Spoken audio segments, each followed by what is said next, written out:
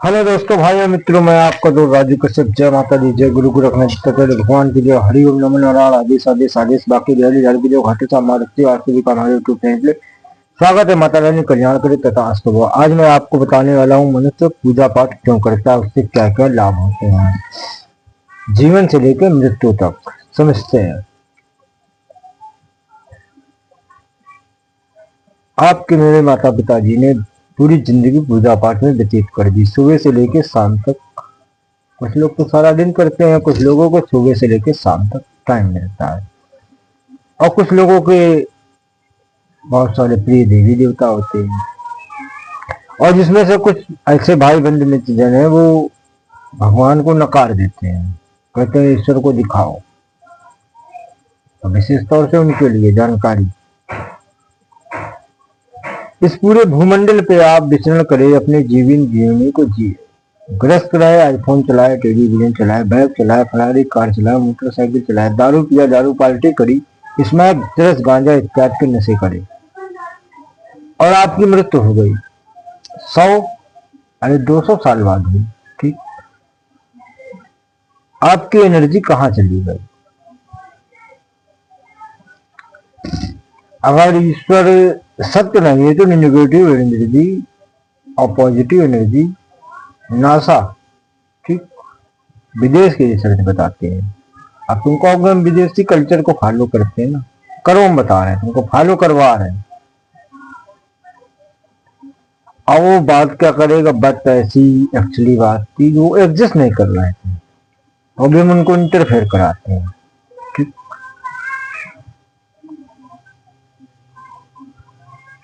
तो हिंदू सनातन धर्म में पंच तत्व में जो सनातन धर्म है वो साइंस के विपरीत नहीं, साइकोलॉजी तौर पे बना है। आईआईटी वाले बाबा जो थे, उनकी एक बात बहुत अच्छी लगी, ज्ञानी नशा जरूर करता है लेकिन एक बात कही, क्या, जो सनातन धर्म है वो फिजिक्स और विज्ञान के ऊपर आधारित है। हिंदू धर्म केवल बताया उन्होंने। ठीक,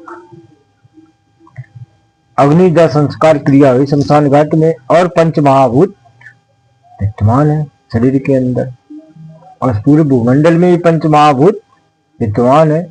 ब्रह्म स्वरूप ओमकार की ध्वनि इस पूरे ब्रह्मांड भूतल मंडल पे प्राप्त करी गई। फोर्स, इसको वैज्ञानिक भी नकार नहीं सकता। अब ईश्वर के अस्तित्व इतलाक दिखा जो ईश्वर को नहीं मानता। तुम्हारी मृत्यु हो गई जब मनुष्य कोई भी देवी देवता की इस प्रकार से पूजा करता है। योग के द्वारा ईश्वर को साधा जाता है आराम का उंगली से, और अंदर की तरफ किसी भी देवी देवता का मंत्र जाप आप कर रहे हैं, तो आप जब आप तो आपकी फ्रिक्वेंसी जुड़ी। अब बगैर योग के देवता का पूजा पाठ नहीं है।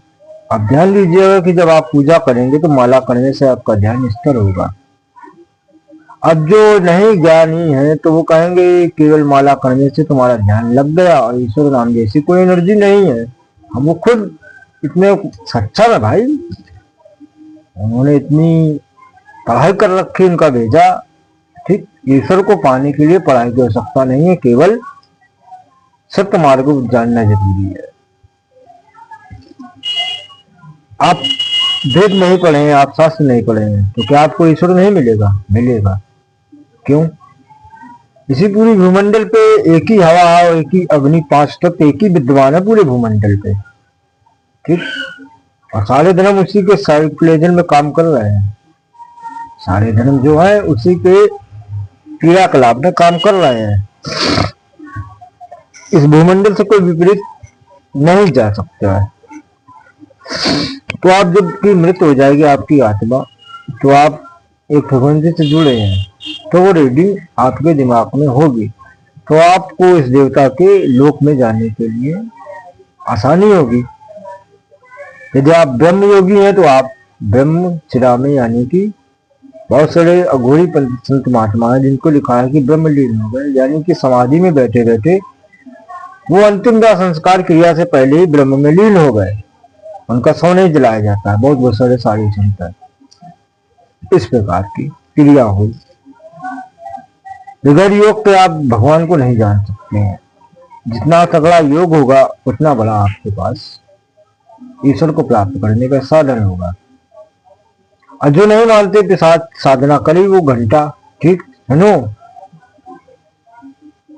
तो कमरे में बैठ के 1 लाख मंत्र जाप काहे कर रहे थे भैया तुम?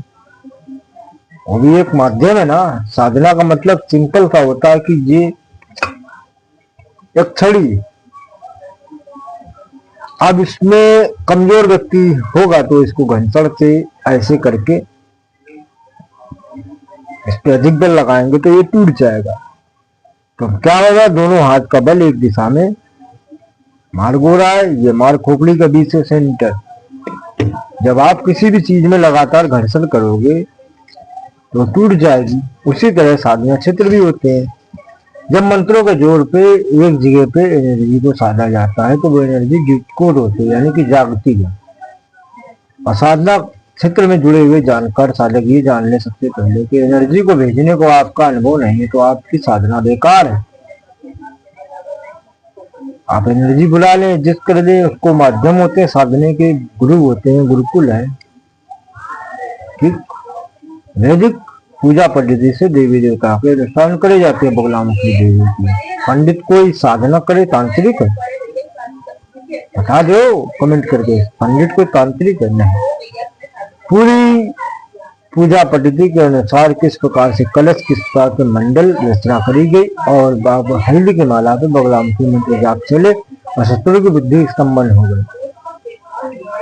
आप घरेलू साधक नौसिखिया का करिस, हल्दी की माला खरीद लाया परचून की दुकान से, पीले कपड़ा पहन ली, और वो एक चीज का ध्यान कर दी इसमें कि हर एनर्जी को साधने के लिए अलग अलग माध्यम होते हैं। अब उसकी एनर्जी यह भयंकर सूर साधना करनी थी, अब वो करिस क्या? देवी पिताम्बरा की साधना करिस। एनर्जी के ऊपर है ना, क्षमता भी होनी चाहिए तुम्हारे अंदर से देवी। अब घर में कुकर्म और देवी साधना करो तो विनाश तो निश्चित है ना। कैसे कर लोगे? पगला जाओगे, कुछ दिन बाद सड़क में बूढ़ी ले कूड़ा बनाओगे। ये फर्क होता है। पूजा पाठ जो व्यक्ति करता है उसके लिए कोई दिक्कत नहीं है। आप हाथ जोड़ते हैं वो भी एक साधना योग कहलाता है। अच्छी खासी जिंदगी को क्यों मारने का तोले हो।